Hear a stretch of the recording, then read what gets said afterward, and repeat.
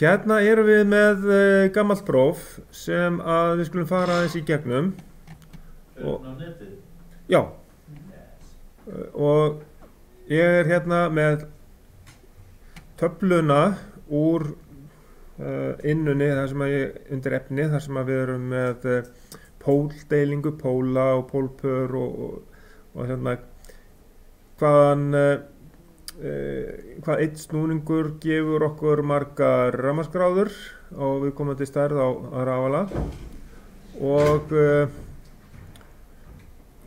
síðan hvað við þurfum að snúa margar vélræningagráður til þess að fá 360 rafmagnsgráður. Þetta er þess að skjalið sem að þið hafið örugglega náð í á innuna. Aðeins að sýna ykkur með það hvar það er. Það er örugglega hérna undir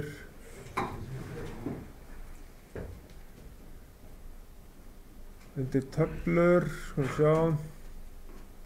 Já, hérna er sem sagt spennukúrfan hjá tafla fyrir póldeilingu og póla. Það er aðalega svo stærri tafla póldeilingu og póla. Þetta er hérna í töflur og skilgreiningar tákna. Ok, þá vitið þið hvar þið finnið þetta í innunni og síðan sem sagt það eru einhver æfingapróf og ég ætla að útbúa þetta próf undir sennilega bara kaflanum síðustu próf. Þar er líklega ekki neitt núna. Það er að gáða því hérna. Jú, hér er síðasta lokapróf. Ég þarf bara að opna fyrir þetta og svo að þið getið eftir ykkur á þessu. Og ég bæti við þá þessu sem ég fer yfir núna, sem að kemur undir þennan kafla, síðustu próf, eða síðustu lokapróf. Og við skulum bara yfir þetta hérna. Hér er spurt ef rafali hefur 60 gráðu póldeilingu, þá hefur hann, við skulum átta okkur á þessu, hérna er taflan og þið finnið út hvernig þið reiknið ykkur hérna á milli þessara þátta hérna og við sjáum það að 60 gráðu póldeiling, þá hefur hann sem sagt 3 pólpör en það er ekki beðið eða það er ekki val að svara því hérna, þannig að þetta verður að vera 6 póla sko. Þá verðum við að hafa það hérna. Og síðan hérna næsta, hve marga já. Er reikna, hvað 60 gráður deilt í þá 360? Til að reikna út hvað margir pólar? Já, það með eitthvað sem, nei, jú, það með eitthvað. Já, sko, póldeiling er rauninni fjarlægð milli póla á hjólinu sko. Þannig að þá hérna í rauninni, ef þú sér hérna með póldeilingu, þegar þú ert með 1 pólpar, þessar 2 póla, þá er það 180 gráður, skilurðu, á milli, norðurpóls og suðurpóls. Það er alveg hálfur hringur sem 180 gráður. Svo bara helmingast þetta hérna niður í 90 gráðunar ef með helmingi fleiri póla og síðan þegar þú ert með 6 póla þá verður póldeilingin 60 gráður. Þannig að Já, það er bara einfaldstu leiðin til að finna út af 360 deilt með 60 samsinn hvað? Þú veitir bara 360 deilt með 94, 360 deilt með 66. Já. 360 deilt með 458. Einmitt. Þetta er einmitt verkefni fyrir ykkur því að þið þurfið að finna út ykkar aðferð til þess að læra þetta. Ég gef ykkur tækin og þið finnið út hvernig þið reiknið þarna á milli og það er langbest að þið gerir það sjálfur því að þið þurfið að kunna þetta þegar þið eru komin í prófin. Akkurat, og þá lærið þið þetta jafnframt. Eins hérna með hve margar rafmagnsgráður myndar rafali í einum snúning ef hann hefur 2 pólpör og sem sagt ef hann með 2 pólpör hérna í einum snúningi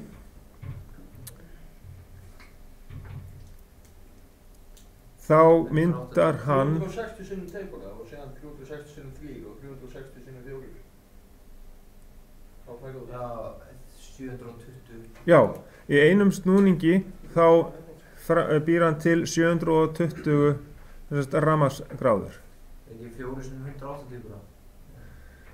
Já, þetta skulið þið æfa ykkur á og finna út. Þetta er Excel-skjal inn á. Já, einmitt, ég var að sýna ykkur, já. Þetta Excel-skjal er hérna undir töflur og skilgreiningar tákna. Hérna er tabla yfir póldeilingu og póla og stærri tabla um póldeilingu og póla. Þarna er það, allt saman. Okkar. Jómati. Og síðan hérna, þegar talað að reiðstraumsrafali sé samfasa vél, þá þetta er vegna byggingarinnar að þá framleiðar hann sem sagt til dæmis tíðnina alveg í samræmi við snúningshraðann, sem sagt að tíðnin er þá í samræmi við snúningshraðann. Það er átt við það. Það er ekki átt við að hann sé samfasaður inn á eitthvað net, heldur það er bara það að tíðnin er alveg bundin snúningshraðann.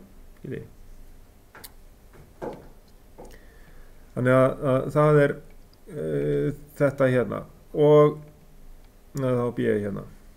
Og síðan hvernig eru sleitringalausir rafalar segulmagnaðir? Þegar að við erum ekki með neinn kol og sleitringi þá er segulsviðið yfirfært, sem sagt aflið yfirfært með segulsviðið yfir á snúðinn eða rótorinn og aflið sem að rafalinn fær til segulmagnar er búið til í sátri rafalans þannig að þetta er hérna með segulsviði frá segulpólum í húsi rafalans. Það er í rauninni þetta hérna. Og hann er segulmagnaður þannig í rauninni. Því að það eru fastir pólar sem eru í húsinu og síðan snýst þriggja-fasa vaf á snúðunum og það sem er spanað upp spenna og þá framleiðar hann straum fyrir segulmagnunina. Það er svona og þannig að þetta voru svörin hérna í þessu fyrsta. Sjáum við það hér. Það var svörin fylgis inn á inni líka. Já, ég var að hugsa að setja þetta hérna skjal þá með. Þannig að þið áttuð ykkur á því hvernig þetta rækna og síðan að setja þau bæði inn í þetta skiptið. Og síðan hérna í næstu blaðsíðu er spurt ef að raunálagi, það er sem sagt kílóvött, er jafnað að milli rafala sem er tengdir sömu safnteinum, þá er að stilla óskgildi hraða aflvélarinnar. Því að þá erum við að breyta sem sagt raunaflinu. Það eru kílóvattir. Passið ykkur á því. Afl. Þegar við tölum afl, þá er það raunafl. Okay?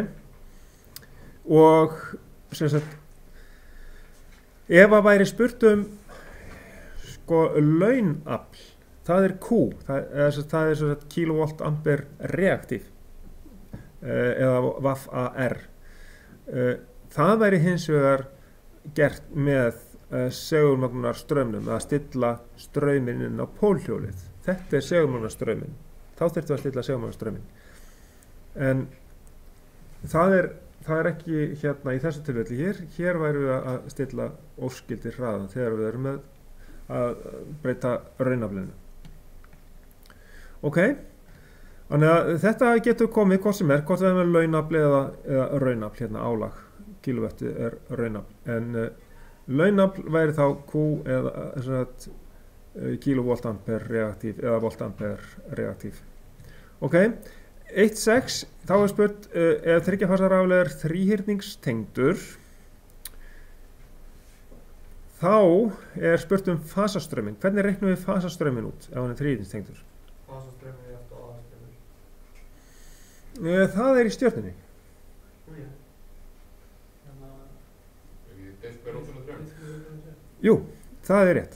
Þá fasastraumur deilt, aðalstraumurinn deilt með rótina 3 af því að hann skiptir sér. Já, það málið. Það alveg hárrétt. Ok, en rennum það bara aðeins yfir þessa möguleika sko, hérna. Ef að væri verið að spyrja í þríhyrningstengingu hvernig að fasaspennan og aðalspennan væri.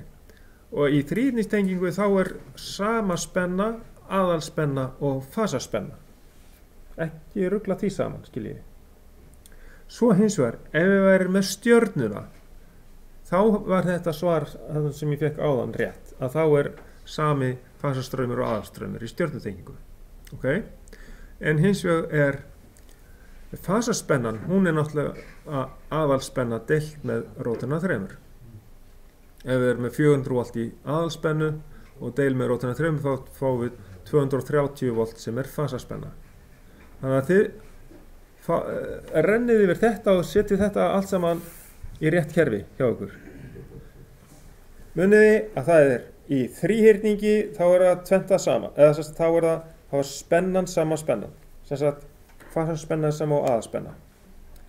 En það breytist með strauminn, að fasastraumurinn aðalstraumurinn deilt með rótina 3. En í stjörnunni þá sami straumur, aðalstraumurinn sama og fasastraumur. Hins vegar breytist spennan. Fasaspennan aðalspennan deilt með rótina 3. Hafið þetta algjörlega á hreinu. Ok, næsta mál hérna smá reikningur varðandi rafala. Hérna þriggja-fasa rafali, hann gefur frá sér 500 kW og það gefur hérna launafl, 400 kV reaktív og spenna 400 volt og við erum að reikna straum rafalans, þá förum við út í við þurfum eiginlega að finna hérna af því að það ekki gefið sko neitt sýndarafl eða neitt slíkt, þá getum við ekki notað þá formúlu, en vegna þess að raunaflið gefið, þá getum við notað, gengið út frá því, en okkur vantar hérna fasvikið og til þess að nota þess að cos phi, af því að í raunaflsformúlu þá þurfum við líka að deila með cos phi til þess að reikna út strauminn, skiljið. Þannig að af því að við höfum þessar upplýsingar hérna launaflið og raunaflið, þá getum við reiknað út fasvikið. Og það gerum við út frá tangensreglunni. Þá getum við fundið þessuna beint fasvikið, setjum við tan í mínus fyrsta og þá það Q deilt með P eða 400 kV reaktív deilt með 500 kW og út frá því fáum við 38,66 gráður sem að við tökum svo kósinus af til þess að reikna út strauminn. Deilum með spennunni og rótina 3 og cos phi. Þannig að við fáum hérna 924 ampere og síðan talað hérna í 1.8 næsta að álag rafalans í dæmi 1 minnkað niður í 400 kW úr 500, það var 500 hérna sjáðu, 500 kW og niður í 400 og þetta sem sagt aflið frá rafalanum. Straumurinn hann 850 ampere og við höfum að reikna fasvikið. Þá getum við nýtt okkur þessar upplýsingar sem gefnar og þá nýtt afl, hérna 400, notum formúluna fyrir raunafl og finnum út cos phi Þá er það raunaflið P 400 kW og deilum með spennunni rótina 3 og straumnum I. Þá fáum við það, en fasvikið, það eru gráðurnar. Það er verið að biðja gráðurnar, skiljið. Þá þurfum við að taka sko raunafstöðulinn og setja cosine-1 aðgerðina á það, á raunafstöðulinn 0,706 sem að vera frá 47,2 gráður. Ok, og það er einhvern veginn svona dæmi sem að getur komið í þessum dúr kannski. Síðan þetta með 3 fasa reynslusmótora, spurningar í sambandi við mótorana. Þetta skiptist þannig að fyrst eru spurningar rafala, svo kom spurningar mótora og síðan kemur verklegum æfingum, úr verklegum æfingum, alls konar verklegar æfingar og síðan kemur samfösun, spurningum samfösun og síðast koma spurningar einfasamótorar og svo eru formúlublöð hérna fyrir aftan og það verður nóg af formúlublöð, það verður allt í lagi. Svo sjá. Hvað er þetta langt próf? Þetta verða ekki fleiri heldur en 11 blaðsíður held ég. Og það er mjög svipað uppsett á þetta? Já, þess vegna er ég sýningur þetta. Er þessi tangensregla hana í formúlublaði? Já, skoðum það. Já. 11 blaðsíður, er það með? Nei, þetta eru sko, ég held 15 eða 16 blaðsíður, vegna þess að ég er með 3 formúlublöð. Og við þurfum að kunna táknin, nöfnin á þeim eins og... Eitthvað aðeins. Sko, hérna er tangensreglan. Tan-phi er Q deilt með P og svo er ég með hin 2 formúlublöðin úr 400 áfangum líka. Já. Þannig að bæði með formúlhringnum og með vektoramyndum. Það eru svo 2 blöð yfirbót. Ok, þá er það reynslusmótarnir, spurningar á þeim. Við erum búin með 1.8. Þá er spurt hérna, 2.1. Þegar að skamstusmótor er keyrður álagslaus, hvað myndum við segja að það er rétt hérna? Hvar? Hérna 2.1. Þegar að skamstusmótor er keyrður álagslaus, Þá er nýtni hans góð, veldur hann meiri fasviki á netinu en ef hann væri með álagi, virkar hann sem hreint raunálag, veldur hann minna fasviki á netinu en ef hann er með álagi. Er það ekki númer 2? jú, það er B-liðurinn hérna. Hann veldur meira fasviki á netinu heldur en ef hann væri með álagi. Akkurat. Álagslaus mótor, það er það versta sem við höfum í gerfi sko, sem að, ef við þurfum að passa upp á fasvik eða mikla launstrauma. Er þá til einhvers konar kerfi sem að bara... Já, þú ert kannski með þétta á ýmsum stöðum, helst sem næst notandanum, til þess að leiðrétta fasvik. Er svona eins og ef ég lækka alveg niður í mótornum, það er eitt sem að bara tekur hann út af kerfinu, einhver rofi. Nei, yfirleitt er nú ekki þannig. Til dæmis, þú ert með fullt af færiböndum, kannski með litlu álagi. Það er bara svoleiðis, sem miður. Það er ekki Sigurður sem setur hann inn þegar hann á í gang aftur. Það er nú ekki algengt. 2.2. Þegar sett er meira álag á skamstusmótor eykst straumurinn. Það er hérna, segursvið í snúðunum veikist, það er rangt vegna þess að þegar sett meira álag, þá verður segursvið sterkari snúðum, þannig að hann snýst hægar og þar af leiðandi hverfur segursvið hraðara fram hjá snúðleiðurunum, þá eykst straumurinn í snúðunum, þá eykst segursvið í snúðunum. Þannig að þetta er ekki að veikjast, þannig að vitlaust. Tíðni snúðspennu minnkar með lækkandi snúningshraða. Það er bara alveg öfugt því að ef það er meira álag þá eykst tíðni snúðspennunar. Hún eykst, þannig að það B er vitlaust líka. Hérna mótspenna í sátri eykst með lækkandi snúningshraða. Það er nefnilega ekki heldur rétt.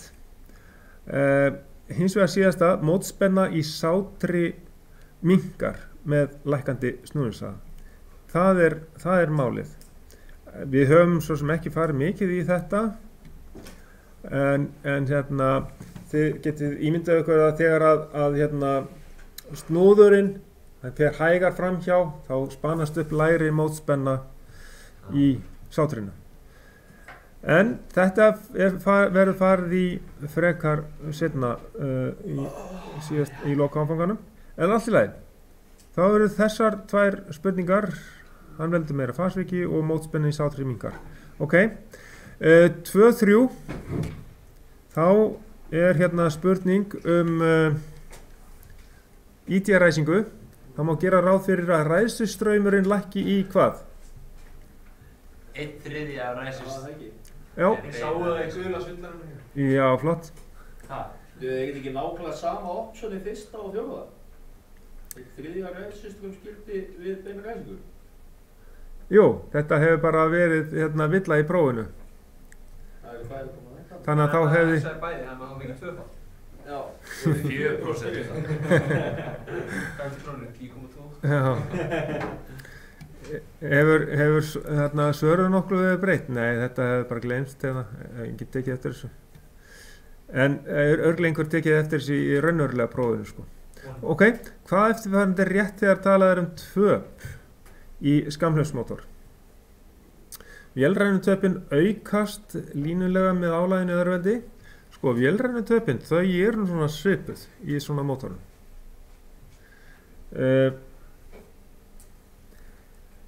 Þannig að það er ekki rétt. Eirtöpin aukast línulega með straumnum.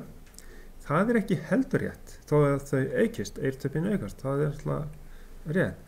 Því að þau aukast með straumnum í öðruveldi. Munið eftir formúlin hérna P saman sem I í öðru sinnum R.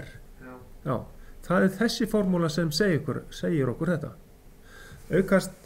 Að eirtöpin aukast með straumnum í öðru veldi. Ok, síðan vélrænutöpin aukast línulega með álaginu, það er ekki heldur rétt. Ok, ræsivægi 2.5, ræsivægi skammhlaupsmótors í beinni ræsingu.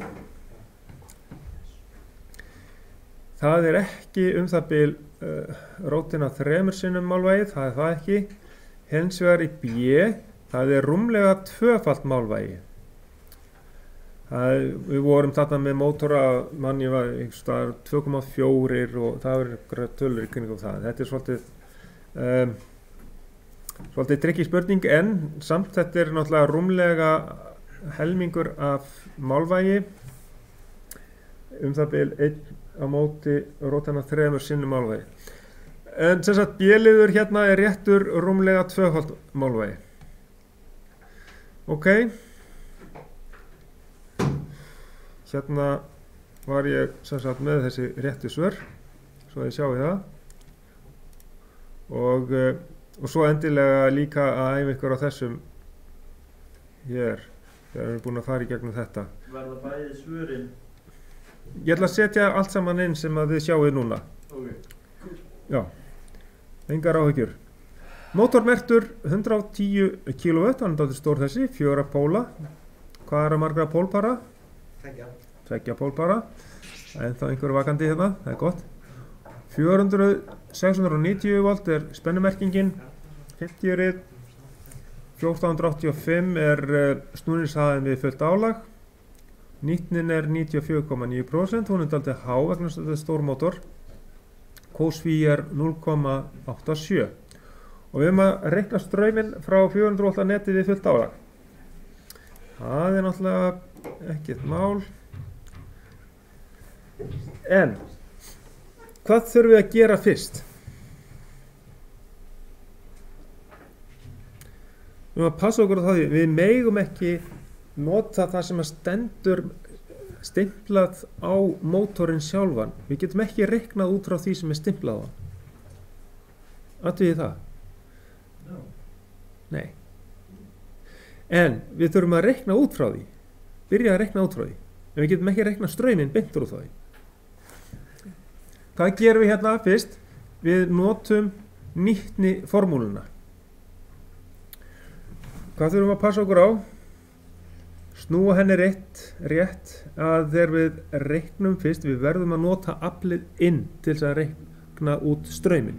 Þið munið, það er alltaf þetta. Og hérna erum við með þetta þryggjafasa. Þess vegna erum við rótina 3 líka í þessum útreiknum. En passið ykkur á, til dæmis þegar við þurfum að reikna út strauminn í síðasta dæminu í þessu prófi, þá er það einfasamótor. Það er nákvæmlega sama aðferð nema þar sleppum við að nota rótina 3. Ok, ekki klikka því. Klikkaðu á því síðast. Kannski, einhverjir. Ég man eftir því. Það var einhver sem klikkaði því. En við þurfum alltaf að vera vakandi fyrir þessu. Fyrsta aðferðin er þessi. Í fyrsta lagi skrifa fyrst upp nýtti formúluna. Þið þekkið það og þið eru með þetta á formúlublaðinu P út deilt með P inn. Er þetta ekki örugglega á formúlublaðinu? Eða eigið að kunna þetta utan að? Ég maður ekki. Er formúlan hérna? Já, hún er hérna. Flott. Þannig að, ok, jafnvel þó þið kunnið hann ekki, þá getið þið gert þetta rétt. Wow, flott. Það er gott mál. Það er samt að vera aðeins klár, sko. Já, við þurfum að vera með þetta alveg á hreinu og líka að snúa henni rétt. Ég hef séð allt og ofta þið, ekki þið, þetta er einhverjir, að hafa óvart skrifað hana vitlaust upp til þess að reikna P inn. Hvað er algengasta villan? Mér minnir að það sé að margfalda nýtnitöluna við P út, sko. Ég held að það sé algengasta villan. Passið ykkur á þessu, P út deilt með nýtninni, þá fáið þið P inn. Við sjáum að þá er það hærri tala. Við fáum hérna 115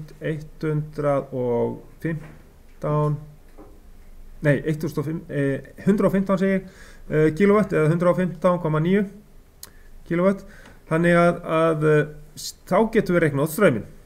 Þá segjum við I saman sem P deilt með spennunni rótina 3 og cos-phi er gefið hérna, það er 0,87. Þá fáið niður strauminn. Ok? Þetta er lítið mál. Svo, útskýra merkinguna 230/400 volt spennumerking á merkiskilti mótors. Hvað þýðir þetta? Er ekki ussur nýtenging 400 og Jú. þrýning 240? Alveg rétt. Að við þrýningstengingin, hún getur verið í gangi við 230 volta spennukerfi en ef að við erum með 400 volta kerfi, þryggjafasa, þá verðum við að tengja hann í stjörnu. Eða eins og segir hérna, fasaspennan er 230 volt og mótorinn getur stjörnu tengst við 400 volt. Gleymd að stækka þetta, er þetta ekki betra svona? Ok, en þið getið alltaf að stækka þetta á skjánum ykkur seinna meir. Nú, næsta mál, það er reikna málvægi mótorsins við fullt álag. Málvægi, þá erum við að tala um newtonmetrana. Og þessi formúla er á formúlublaðinu. Tjekkum á því. Já, það er ekki búið að snúa henni reyndar. Þannig að þið þurfum að vera vakandi fyrir því ef að það er ekki. Þið eru alveg fullfærir það og þetta sjáum við það hérna eru það búin að sjá það hvernig hún á að vera alveg hárrétt. Hérna er hún alveg rétt. M saman sem P sem 60 deilt með 1000 pi sem N. Og þarna reiknum við út, þetta er dálítið stór mótor, en passið ykkur á því, ekki nota hérna P inn, þetta er P út, skiljið. Þið erum með þá á hreinu, eða ekki? Já. Þetta er það sem hann gefur frá sér. Þetta er sem sagt á málvægi mótorsins. Ok. Jæja, næst eigum við að reikna sýndarafl mótorsins. Það er bara S-ið, þetta er mjög einfalt. Og þá notum við bara strauminn sem að við hérna reiknaðum út hérna, já. Notið hann. Þó að eitthvað klikki hjá okkur þá fáið allavega að minnst okkur 1% fyrir það ef þið þó að séu með rangar upplýsingar kannski inn í þetta. En ef að aðferðin er rétt þá fáið þið allavega 1% fyrir það. Ok, næst spurningar úr verklegum æfingum. Hér spurt útskýrðu tilgang með 2 segulrofum sem að þeir höfðu við færibandið og þið sjáu svarið hérna. Þið þekkið orðið færibandaverkefnið eða ekki. Ein auka spurning, af hverju vorum við með ég ætla að spyrja hvað gerist ef báðir segulrofarnir kæmust samtímisinn. Það er reynt að koma við fyrir þér. Já, það yrði skamhlaup og öryggi myndist þá út. Alveg rétt. Ok, hér er spurning lestun á mótor og með þessari ræsiaðferð, ID-ræsi, er hægt að ræsa fulllestaðan mótor. Það er ekki og efri mörkin eru talin 50%. Ef þú segir full lesta. Já, fullt álag sko, þannig að hann áður en þú ræsir hann að já, bara hann er stopp og þú bara setur straum á hann til dæmis einhvern þungan sníil og hann bara fer strax á það álag sem hann er alltaf á. Og ef mótorinn er of lítill eða miðað við sníilinn kannski, eða við myndum það í því tilfelli ef að kannski 80% álag eða lestun, þá myndum við kannski nota mjúkræsi frekar, skiljið, fyrir hann. En þá gætum við ekki stjörnuþrýsting, myndum setjum bara beint á þrýning, bara beinræsingur í rauninni. Ef að við værum með svona ID-ræsi tengdan við hann, þá myndum við bara í rauninni setja hann strax á þrýningin. En í einhvern tilfellum gæti hann komist í gang ef hann er undir 50% lestun. Ok. 3.3.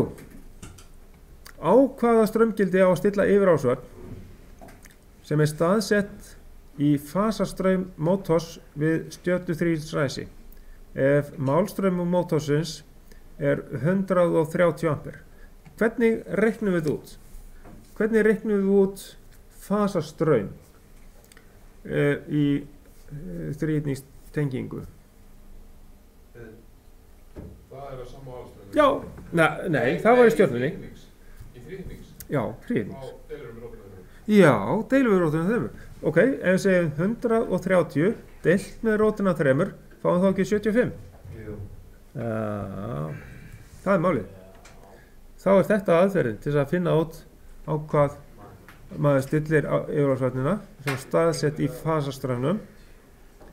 Þá stillir maður 75 ampere. Þið munið eftir hérna kraftarsamendinni, stjörnuþrýstingsræsingunni eða ekki. Hún er í bókinni líka og þar er yfirásvörnin, hún er staðsett fyrir neðan K1 og ég man ekki hvort ég finn þessa mynd fljótlega.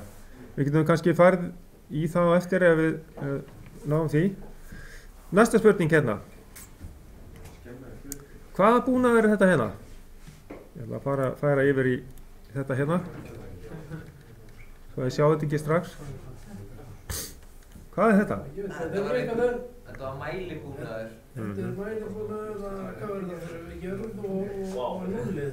Það mælir útleiðslu á milli. Það mælir útleiðslu, ef það er núll, þá er það deilaðir. Og það er alltaf ekki smá útleiðslu. Akkurat, já. Hvað hétt þetta samt?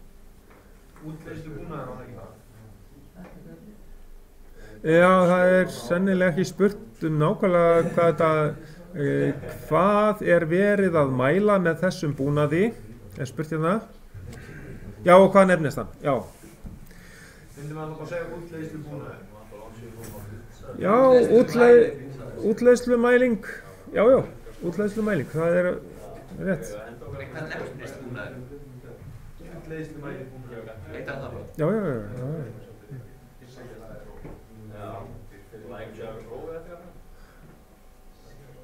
Þannig að ef að einhver útleiðsla er, þá mælum við hérna milli jarðtengi skynjunar og núllsins í kerfinu. Ok, mótorar sem að ganga hægt undir fullu álagi, þeir geta skemmst ef ekkert er aðgert. Hvers vegna er yfirálagsvörn ekki nægjanleg vörn við þær aðstæður? Akkurat, hún mælir nefnilega ekki hitann beint í mótornum. Það er ekki skynjari frá henni í mótornum, heldur, hún mælir bara strauminn. Það er rétt svar. Já. Hvað nefnist þessi búnaður? Hérna fyrir neðan. Nei, það er ofan. Fyrir ofan. Útleiðslumæling. Mælir. Eða útleiðslumælir. Það er líka. Það eru mörg svör alveg rétt, sko. Skiljið. Smá variasjónir. Já. Ég ætla að smella bara rétt yfir á svörin hérna. Mælir útleiðslu í skipi, útleiðslumæling með straumspenni og mæli á milli núllskinnu, N og jarðskinnu, PE. Já.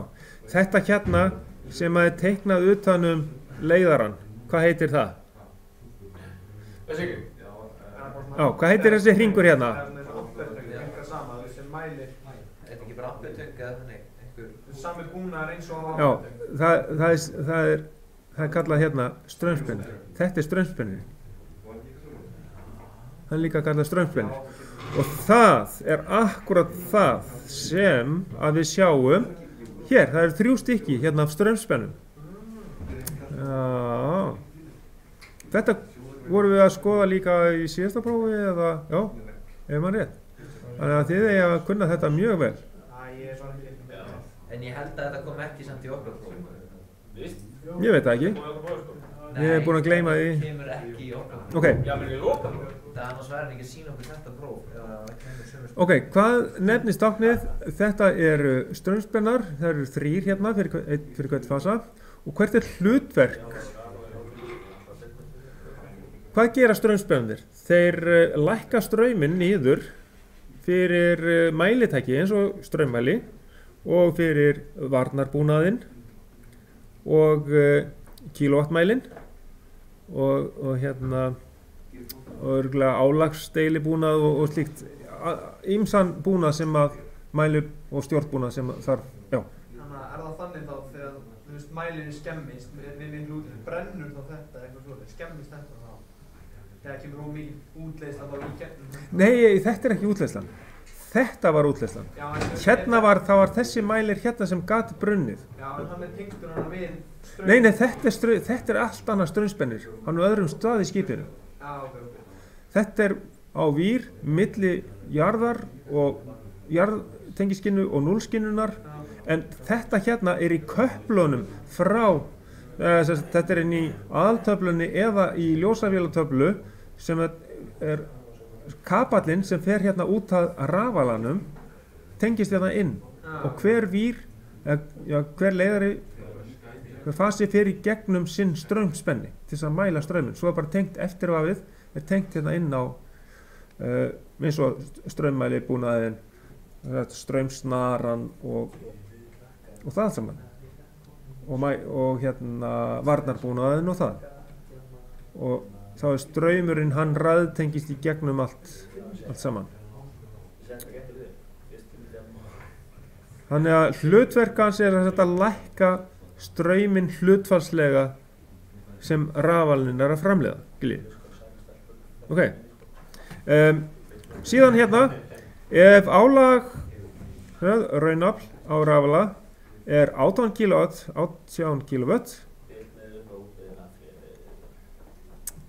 hvað er þá afl á fasa? Já, passaði þið nú. Þannig að það er 6 kg.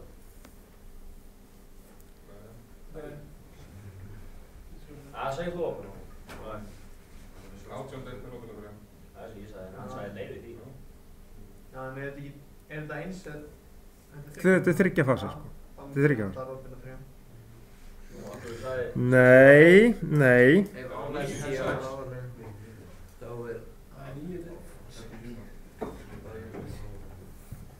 við höfum ekki hugmynd. það er 9 kW. Nei.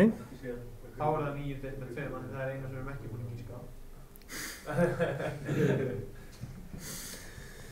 Sko. Heildarafl er þrefalt fasaafl. Já, þá er þetta 6 kW. Já, þetta er 6 kW. Ég sagði það. Já, af hverju hlustaði enginn á því? Ég veit það ekki. Það er þrefald. Já, hlutfallið þarna á milli er 3. Passið ykkur á þessu. Það er farið í þetta aftur í næsta áfanga, sko. Þannig að þið eruð ekki alveg slopnir.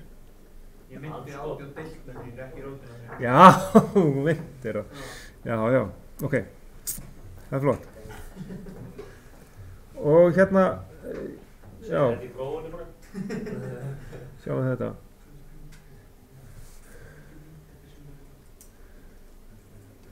Síðan skulum við skoða hérna fleiri spurningar, ósvaraðar. Hvers vegna dugar venjulegur afmælir ekki til útleiðslumælinga? Það gefur ekki frá sér nógu háa spennu til þess að... Já, ekki nógu háa spennu, það er rétt. Það er bara nóg. 3.7. Hvaða bílum getum við fundið með spanmælitæki í mótor? Brunnin mótor. Já. Já, brunnin var, já. Það er alveg rétt, þrjáður. Alveg rétt. Ok, ætli ég sé nokkuð með meira hérna á þessari síðu.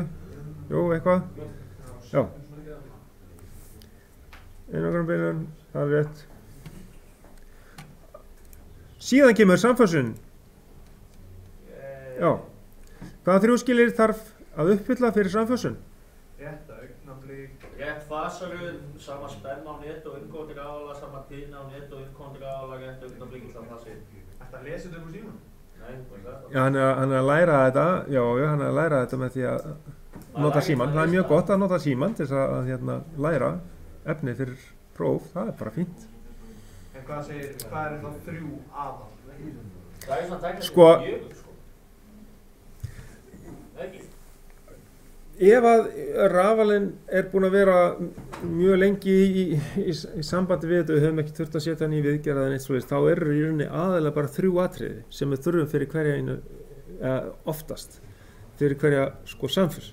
Rétt tíðni, Já, rétt tíðni, rétt spenna, sama tíðni, sama spenna sama spenna og rétt augnablik. Og rétt augnablik, já.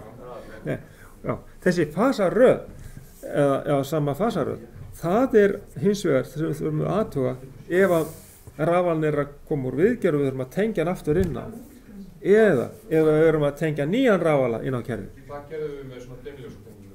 Já, það er hægt að gera það með dimmljósum, já, eða með tæki til þess að tengja fyrir ofan og neðan rofan sem við notum fyrir samfélagsununa. Myndum við ekki sjá það á fasa sjánni, myndum það bara ekki ganga á öfugan hring eða eitthvað svoleiðis? Nei, við getum ekki séð það.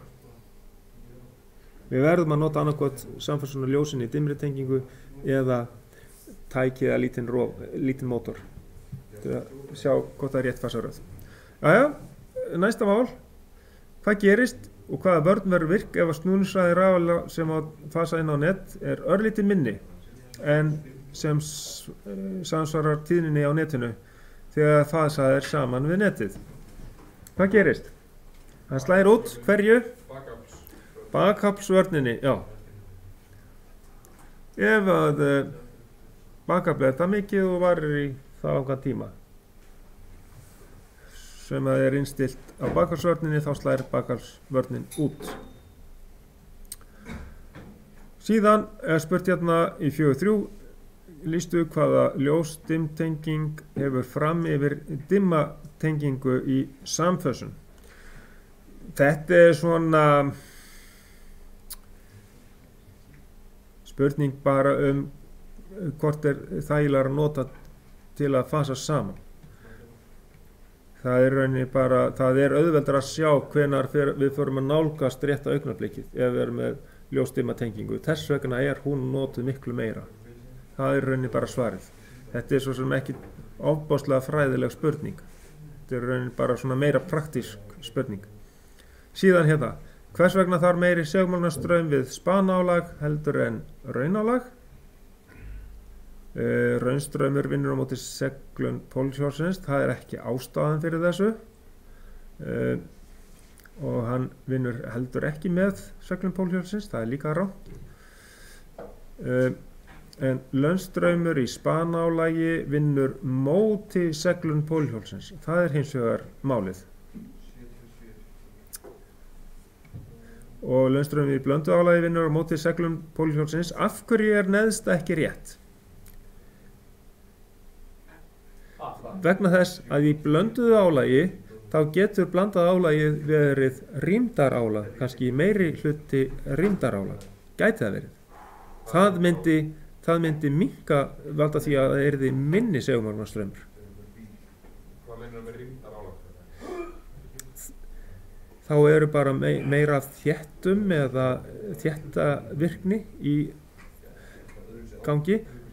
Til dæmis ef við værum með mikið af jarðstrengjum, þar sem að myndi vera mikil rýmd á ferðinni. Það er til dæmis rýmdaráhrif sem að koma þar fram. En það er reynt að upphefja með því að láta vírana sem sagt tvinnast ákveðið saman á ákveðinu lengd. Svo að það er reynt að halda því í lágmarki. Þessum rýmdaráhrifum í jarðköplum. En sem sagt, launstraumur í spanálagi það vinnur á móti seglun pólhjólsins. Það er rétta svarið. Þannig að þetta var málið fyrir samfösunina og síðan er komin hingað að launstraum í spanálagi vinnur móti seglun pólhjólsins í þessu.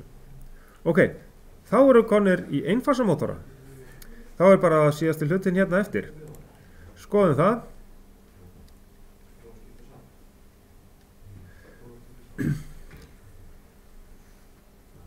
Ræsivægi í einfasaskammhlunsmótor er stundum myndað með því að, hvað á að gera hérna? Hvað er rétt að þessu?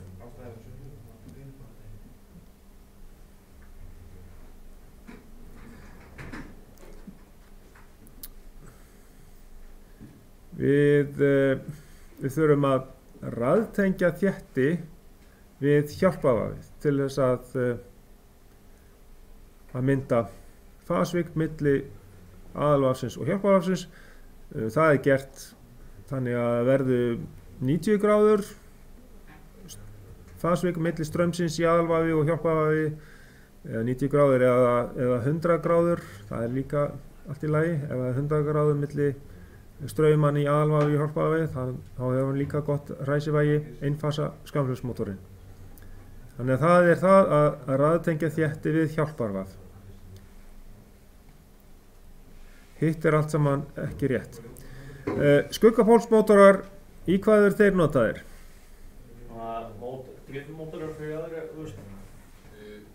Þetta er svo sem dælumótorar í þóttavélum. Já, það er dælumótorar í þóttavélum. Það er rétt hérna. Það er nótt svona til aðstofnir eða... Já, þetta eru kannski svona litlar viftur líka. Viftumótorar og dælumótorar í þátturinn. Það nú aðalega þannig, þessi skuggapólsmótorar. Síðan, hvaða fullyrðing rétt hérna? Allstraumsmótor í raun slingimótor. Nei, slingimótor, hann nefnilega bæði með raðarvaf og affallsvaf, bæði hliðtengt og raðtengt. Það nefnilega ekki þannig. Allstraumsmótor nefnilega aðstraumsmótor mjög aflmiklir. Það nú ekki kannski, þeir þurfa ekki að vera það allir. Allstraumsmótorar í raun affallsmótorar. Nei, það nefnilega ekki rétt vegna þess að allstraumsmótor hann með raðtengt vaf. Hins vegar hérna neðsta, allstraumsmótor í raun raðarmótor. Það rétt.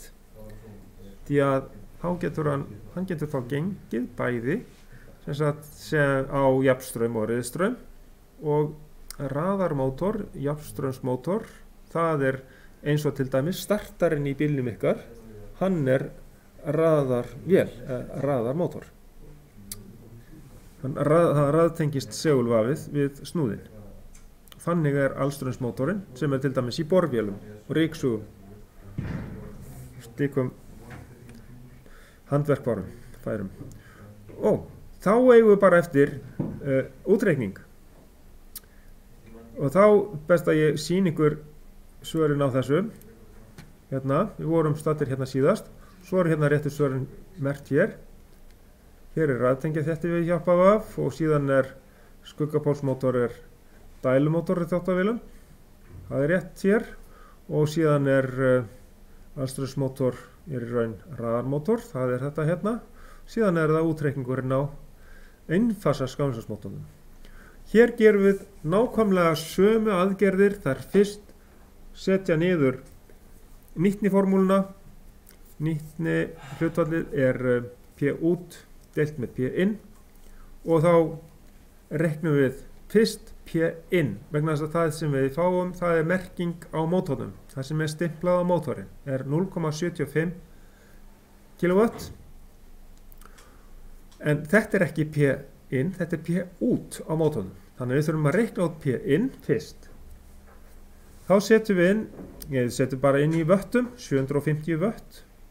Deilum við með nýtni stuðlinum sem 0,735 og þá fáum við út 1 kW 1020,4 vött og svo notum við þau til að reikna út strauminn og passa okkur að þessu hér með einfasa og þess vegna ekki með rótina 3.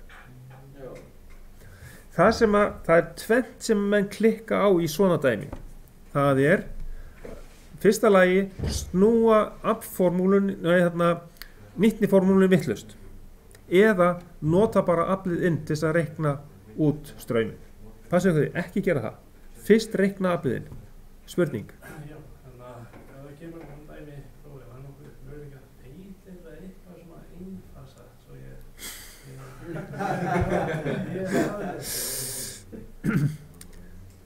Sjáðu þið, fyrsta orðið sem þið lesið einfasa og þetta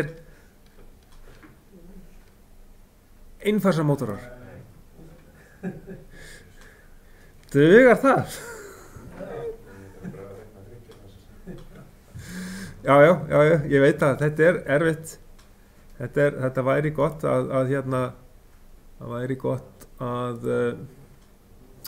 gera eitthvað svona. Og undirstrika. Já, undirstrika líka. Já. Ég skal bara labba á milli með hvað heitir það, áherslupenna og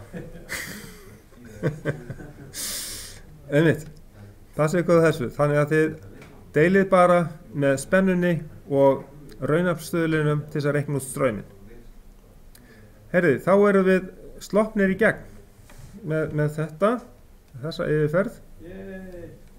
Svo að ég held að þá eru fleiri kannski upptökur sem þið getur notað og svo líka þessi skrá hér sem að Þið getið farið í gegnum eitthvað. Hér eru ýmsar spurningar og atriði varðandi rafala og það sem að þið getið rifjað upp það sem þið voru að læra í vetur. Hérna þetta var það sem ég var að spá í. Því sem varðandi spurninguna hvað fer mikill, á hvað við að stilla yfirárásvörnina. Ef að málstraumur mótorsins merktur segjum 8,8 ampere eitthvað slíkt. Það deilt með rótina 3 fáum við 5 ampere. Mér minni það.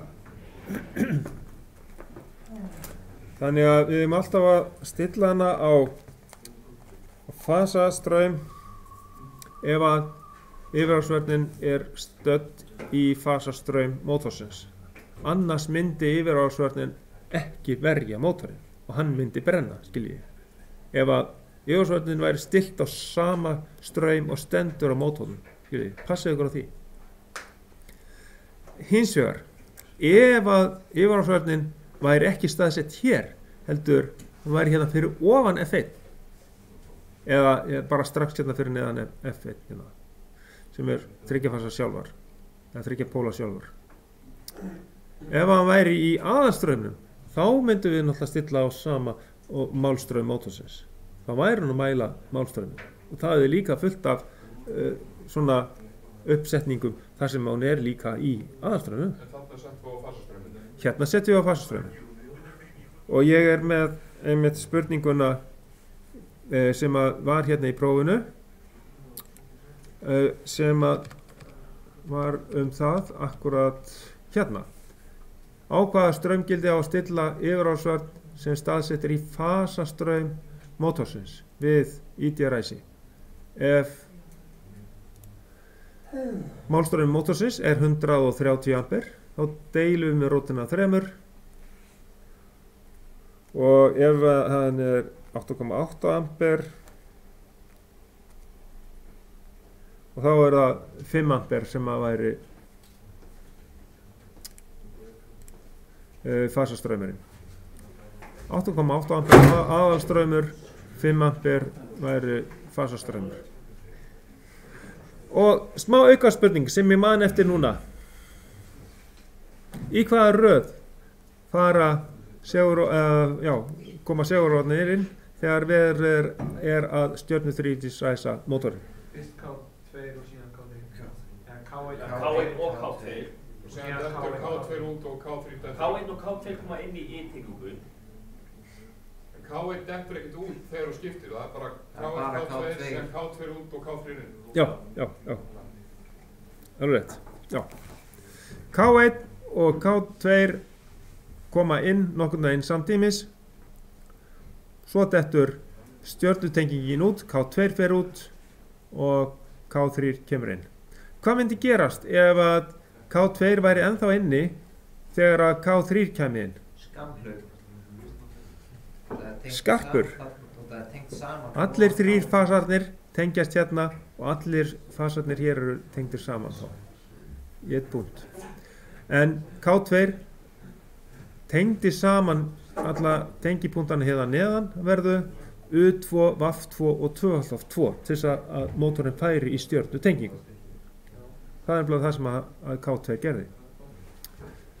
K1 og K2 koma fyrst inn, K1 inn í allan tíman, K2 dettur út, þannig að stjarnan fer út, þríhyrningurinn kemur inn þegar K3 kemur svo inn. Það bara örstutt þarna á milli. Einhverjar svona 50 millisekundur sem eru á milli þess að K2 þarf að falla út og K3 að draga inn, koma inn. En þetta þarf að vera tími og ef þetta gert í iðntölvu þá þarf að setja sérstakann tímaleða til þess að gera ráð fyrir svona útfallstíma og innfallstíma segurára. Það var við. Ok. Var ekki einn spurningin eitthvað nefndur 2 ræsi? Já. Þær aðferðir við að ræsa skamhjólsmótor. Við erum að sjá þetta hérna, það er stjörnuþrítisræsing og hvað var hinn ræsingin? Ég stjörnu Mjúkræsing.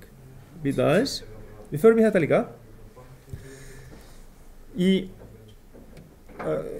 Og það sem að þessar aðferðir tvær eiga sameiginlegt, sem sagt mjúkræsir og ítjaræsir, alveg rétt, það er að lækka spennuna, hár rétt.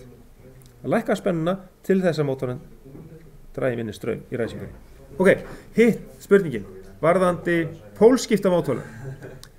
Tvær gerðir af mótorum, það er dalandi mótorar og það er líka pólskiptir mótorar með aðskildum vöfum. Það er hinn típan. Og eiginleikarnir sem þeir hafa, það er að vera með tvo mismunandi hraða eftir hvort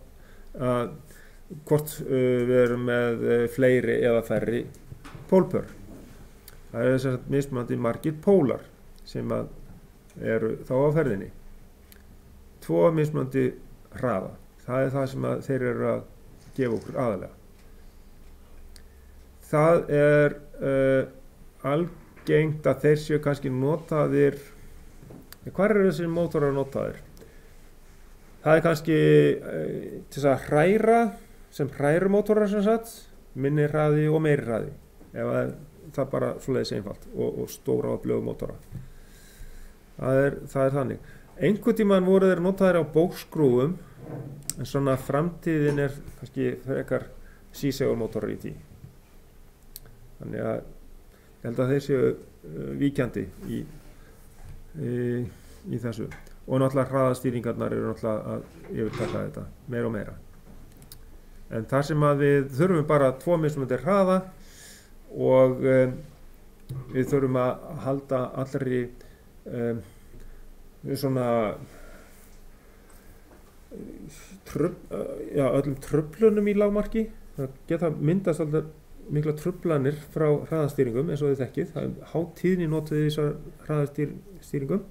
Við erum að tala burðartíðni sem er á bilinu í kringum 30 til 15 til 35.000 rið. 35 kílórið, ekkert óalgeng tíðni.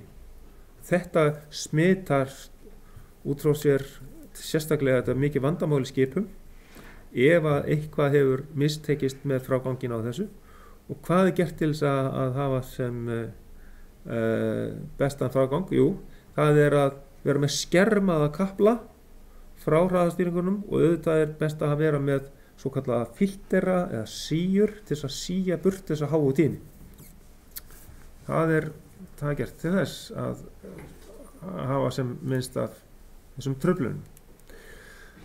Ok, þá erum við búin að fara í gegnum svona helstu atriði, svo bara farið og lesið þetta skjal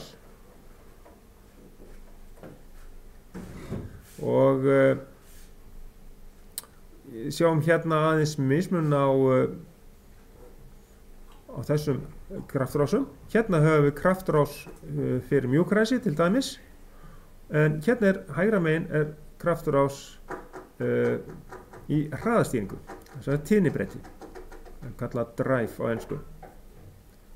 Og við förum betur inn í þessi dreif seinna í náminu. En þarna notaðir transistorar, svo kallaðir insulated gate bipolar transistorar og aðferðin hérna kölluð pulse width modulation eða getum þýtt hana sem pulse width modulation. En hérna vinstra megin í mjúkræsinum þar notum við 6 týristóra til þess að lækka spennuna niður svo hann taki minni straum í ræsingu. Og aðferðin semst að klippa reiðspennuna. Ok, síðan eru hérna ýmsar spurningar og sjálfsagt einhver svör líka. Eru þið með einhverja hugmynd góða prófspurningu? Kemur þetta á prófunu? Ég get gefið bara heilt próf eftir þú vilt, sko. Varstu að spyrja hvort að þetta komi á prófunu? Nei, þetta kannski, við fórum dálítið vel í gegnum þetta í... Fyrir hana próf? Já, í próf 2. Þannig að þetta kemur ekki? Nei, ég ekki að hamast á þessu í lokaprófinu, nei. Það alveg nógu mikið efni þrátt fyrir þetta. Þannig að það fella nógu marga á prófi 2 með þessu? Já, við getum segja að það lærðu allir mjög vel fyrir próf 2 og það slapp allt vel til. Þannig að hér... Já, bildar. Ég kalla helgin. Það er heima. Já, hvenær kúluprófum notuð? Já. Þegar það búið að vera að vefja mótor upp á nýtt. Já, búið að vefja mótor upp á nýtt, já. Vefja ný vöf. Já. Og áður hann fer í lökku. Svo við vitum að hann hafi verið lóðað rétt saman. Já, svo að vöfin séu rétt lóðuð saman, pottið rétt lóðuð saman, þá eltir kúlan hverju segulsviðið. Já, áður en fyrir lökkun, alveg að rétt. Ljómandi, þá held ég að við séum búin að taka á flestum atriðum sem að við erum búin að fara yfir. Við veitum, þá þakka ég kærlega fyrir mig og gangi ykkur vel. Þú leist ekki fyrir